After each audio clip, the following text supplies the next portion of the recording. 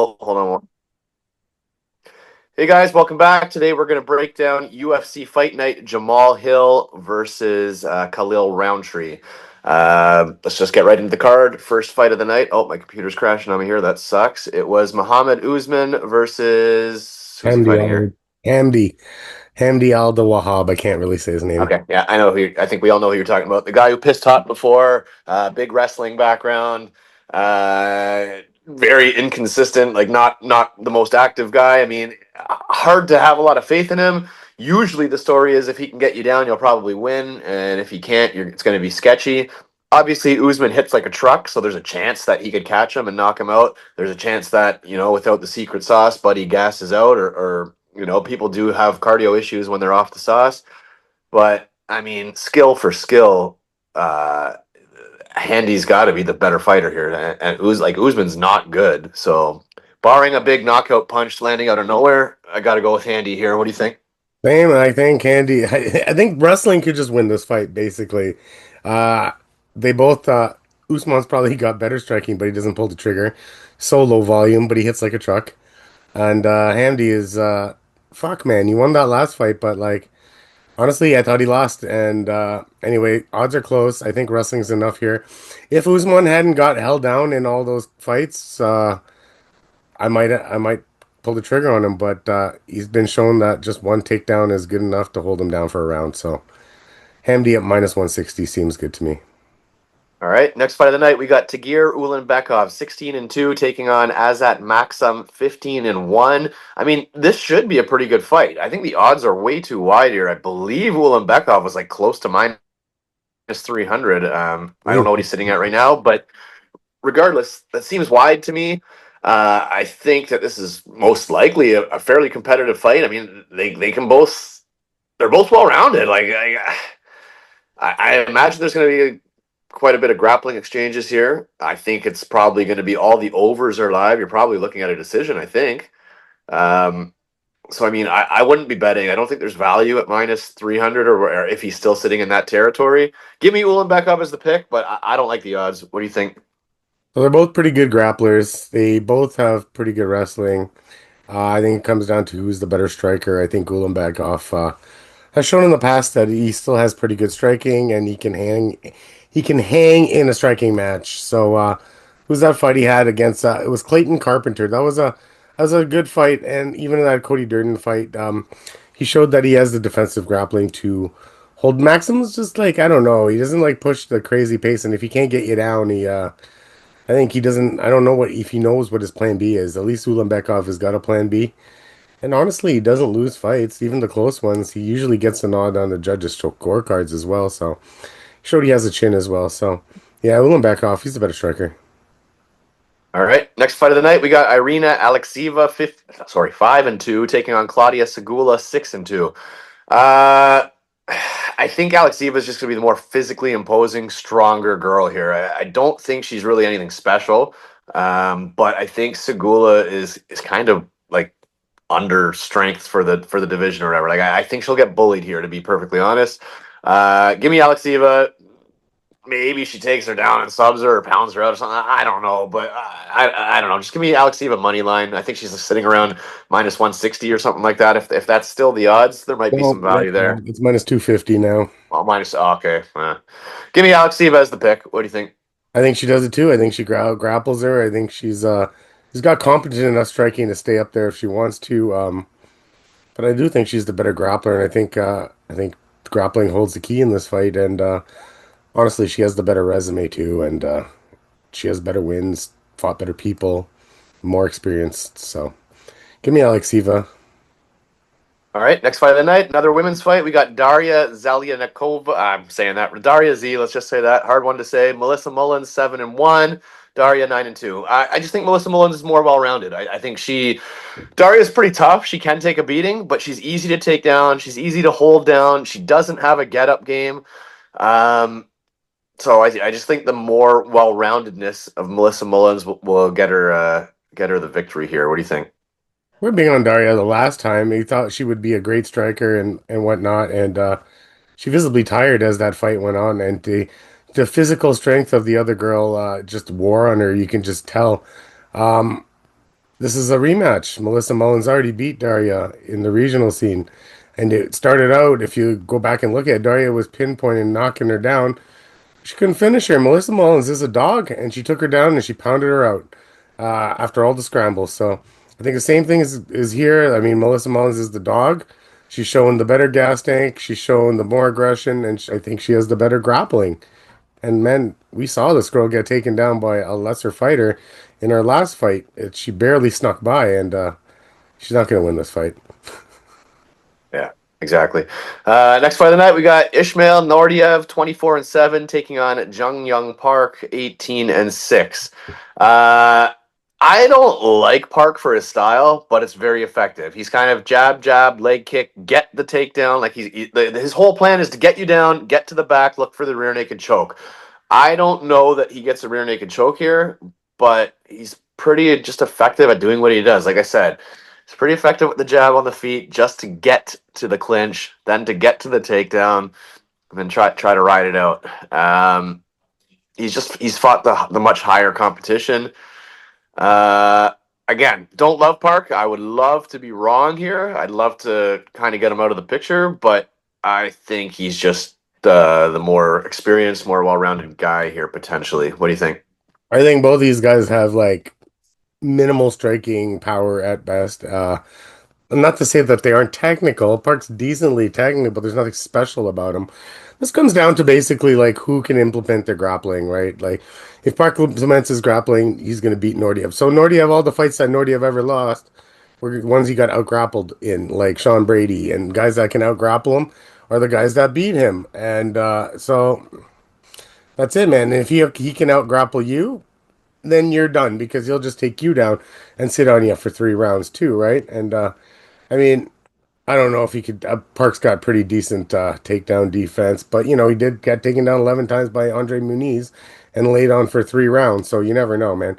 I'm gonna go with Johnny Young Park. He's just more active, more experienced. He's been around longer and he's fought the better competition. But like, if he gets taken down, he's also can be wet blanketed too. So it's whoever gets the grappling going.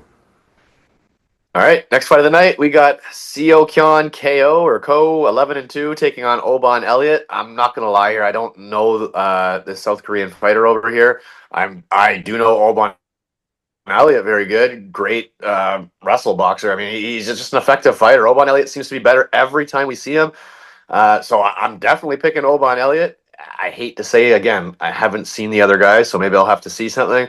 But I feel very confident in Oban Elliott's progression, and when I see him as a huge favorite too, I think that just shows on paper this is his fight to lose. So yeah, Oban Elliott. What do you think? I think it's his too because so the wrestling will come in handy here. Honestly, I thought he won that fight against that guy that looked pretty good, Santos, Myron Santos. I thought he worked him pretty good. I think he struck with him really well, and he took him down 3 or 4 times in that fight. So I think that's on the table here. I hate backing an Asian fighter coming in right off of the Dana White Contender Series. It's kind of a red flag for me. He never showed any. I watched that fight in the Contender Series. He barely won it, man. Like I feel like like that could have went either way. The guy he was fighting, Cavalcante, wasn't bad. Striking was like minimal 54-50. So like he didn't blow anybody away. So I think he might be just a little behind here because Oban Elliott, man, tough guy, man. Like he's fought some good, decent guys and done well, man. So Preston Parsons, like that comes to mind. Like that's a fight that we thought that he was gonna lose to Preston Parsons. So Oban Elliott, big favorite, but whatever. I think it's worth it. All right, moving on to the main card. If you haven't already, please like, please subscribe. We appreciate it. We got Muhammad Naimov, 12-3, taking on Bogdan Grad, 15-2. I've won a lot of money historically on Naimov. Good fighter. He hits hard. He's got some good grappling chops. He's good all around. Even when he's losing, sometimes he seems to catch that punch late in the fight. Like whatever, he carries his power. Yeah, I'm gonna keep riding him until I see a reason not to. I'm not sure what the odds are here. Bogdan Grad is not a bad fighter, but I just think Naimov has more finishing ability, and I think he's just more well-rounded, I believe. So unless he gasses out, I like him here. What do you think? This one was a little bit torn on. So Grad's a good grappler, and Naimov in the past has some issues with grapplers. I mean, he's won. So Colin Anglin, he lost that fight. He got taken down 3 times. It was a while back. And Jamie Mularkey, for all intents and purposes, he was got taken down 3 times and was losing that fight into the third round until he hit soft Bigger chin. weight class. Yeah. So I think grappling is that's the way to go here. And if Grad has shown anything in his first 2 fights in the UFC, is that Grad is willing to take guys down and is willing to throw on the ground as well. That fight against Lucas Alexander, I mean, Lucas Alexander is kind of No easy to take takedown down. times. Yeah, so he's easy to take down. But he talked about that Michael Aswell guy. You remember him from a few weeks back when he came in and shot for no that he fought a really good fight. He won a split decision against Aswell. He kept up with striking, over 100 strikes. 3 takedowns in the Dana White contenders. Go back and look at that fight. So I mean, Naimov, man, like I don't know, man. There's so many times you're like, oh, and then he comes back and wins, right? So I mean, he did like he let Nathaniel Wood back into that fight. I mean, that Ken Offley fight was that was an easy one for him. The Malarkey fight comes to mind, and then Lima, he just let his hick stick around, right? And he lost to that fight. So I mean, I'm gonna go with Bogdan Grad. I mean, I don't like the odds. Naimov at minus 220, Grad at plus 180. I think Grad's not bad here with the grappling chops. All right, there you go. Good underdog pick. Next fight of the night, we got Nazim Sadykhov, 10-1-1, taking on Nicholas Motta, 15-5. Motta, whatever you say. He is a guy who can knock you out. He does crack hard for sure. There's no doubt about it. He can be cracked as well, and I think he's just a little bit too one-dimensional. I don't think he's going to be able to grapple with Sadykhov. And Sadykhov, as much as I mean, he does have good takedowns. He does have good back takes. He does whatever. He's a well-rounded fighter. If he can't get the grappling going, I think he's still a pretty decent striker too. Like he's not just a grappler. He can strike. Um, yeah, I think I like the well-roundedness of Sadykhov. I think he's a big favorite anyway, so it's not like this isn't some record-breaking breakdown here. But yeah, give me Sadykhov, the more well-rounded guy. What do you think? I think that you're right. I think Mata can strike with the best of them, but for all intents and purposes, Sadikov, if he doesn't feel comfortable on the feet, he's going to take this guy down. And Mata shown pretty decent takedown defense. Don't get me wrong; he's shown some good takedown. I mean, but he's finding all strikers aside from Trey Ogden, who was able to take him down 3 times in that fight. But every other guy that he's fought has been a striker. Torres, Miller, Nolan, Machate. None of those guys are really grapplers, right? Like you said, Sadikov's well rounded, and dude, he's smart. If he feels that Mata is better than him on the feet or is winning too many of those striking battles, he will shoot the takedown. And he's strong. He's a strong little motherfucker, but he does tire a little bit as the fight goes on, as we can see in the Nathaniel Wood fight. So I was not Nathaniel Wood. Sorry, wrong guy. But yeah, he does kind of go tiring on, but whatever. I think he's the better fighter anyway. So let's go with the grappling again, picking the grappler. All right, next fight of the night, we got Mikitbek Oralbai, sorry, versus Tufik Musayev. This is one of the best fights on the card. I swear to God, like this Musayev guy's a pretty damn good prospect here. He's got a lot of fights, he's got a lot of experience. I shouldn't call him a prospect, but he's not that well known. But he is a good fighter. I'm kind of torn on this fight.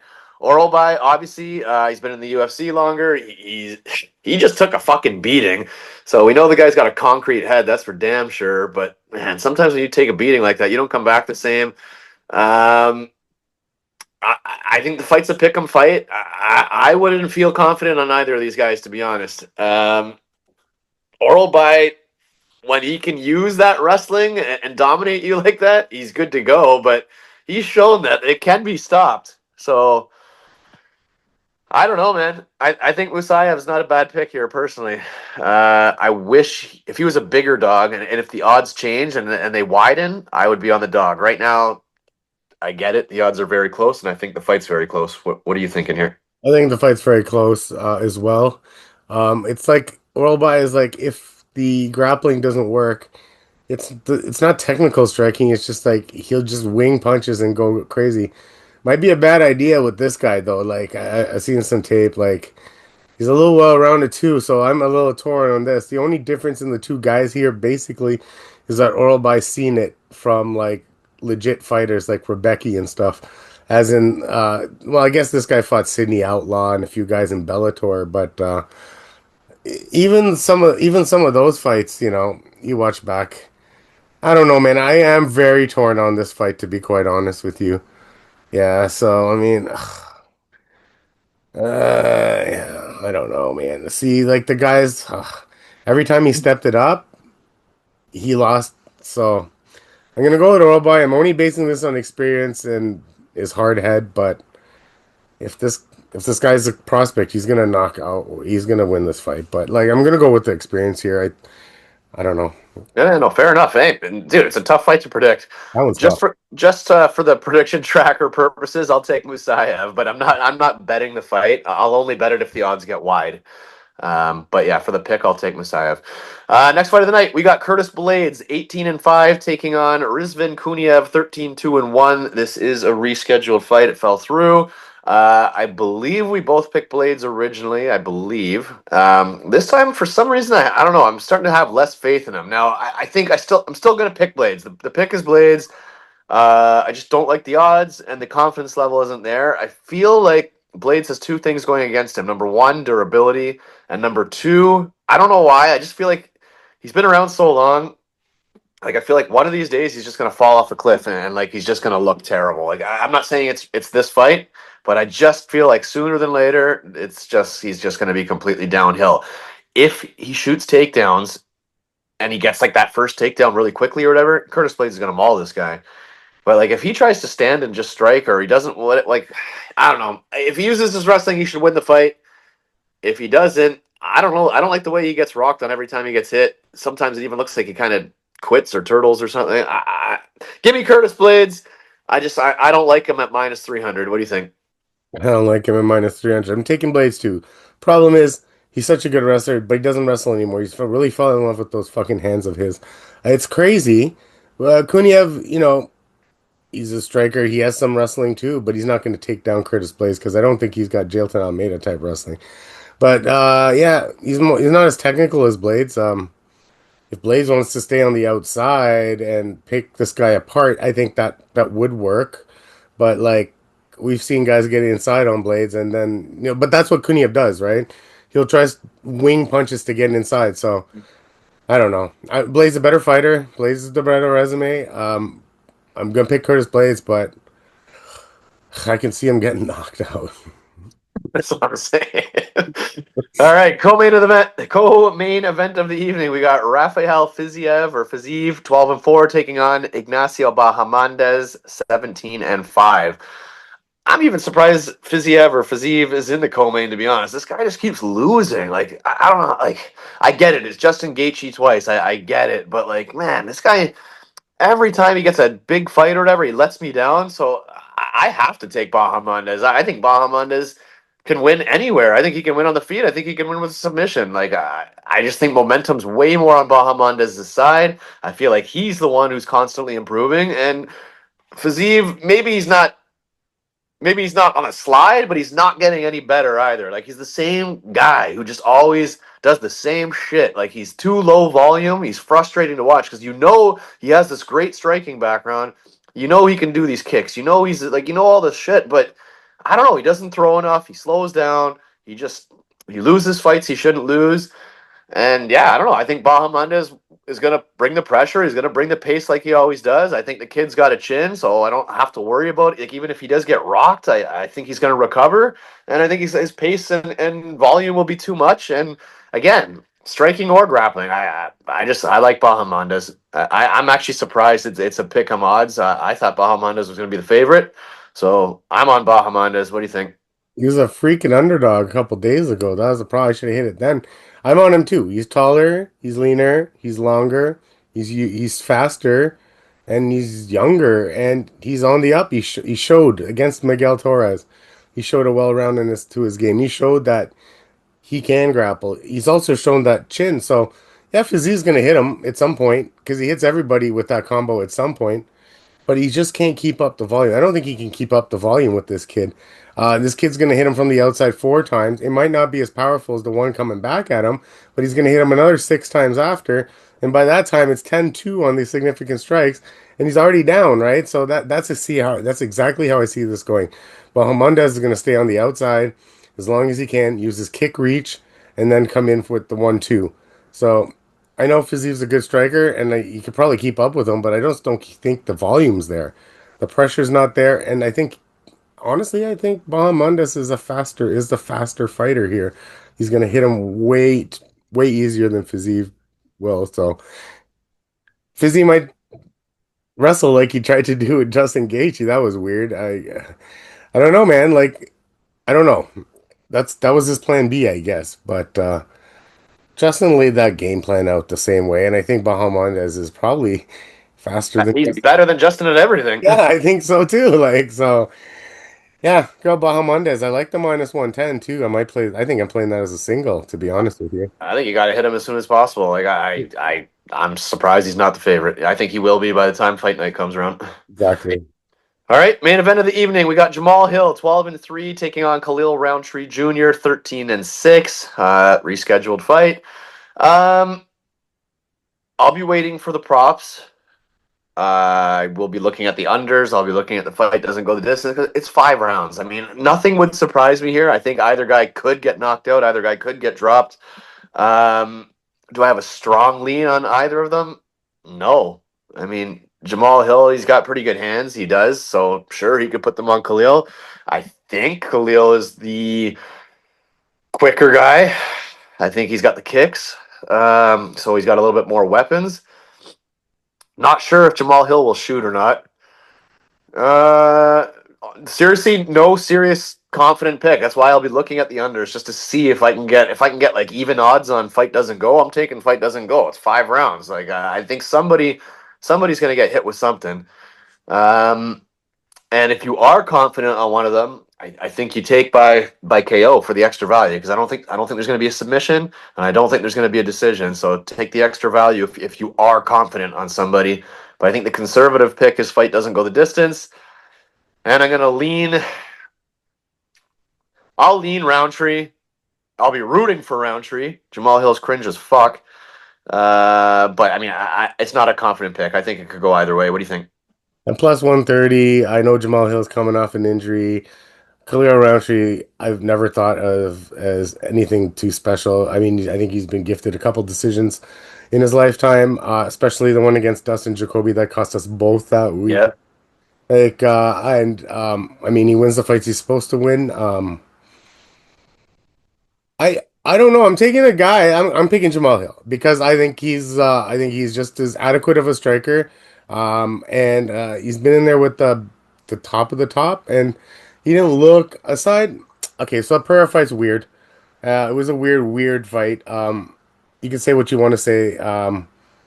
Pereira knocked him out, but there was a weird little thing that happened in before. So Jamal can use that. I'll give him a pass on that. Pereira's a man, right? But the Prohashka fight, man. I don't know if Yuri was. I think he was right in there with Yuri until he got knocked out. I think he was actually might have been winning that fight.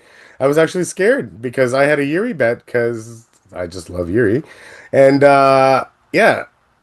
So Jamal's been in there with the guys. I mean, I don't know. He's fought for a championship. He's been a champion. I, I, I just don't hold Khalil Roundtree at the same.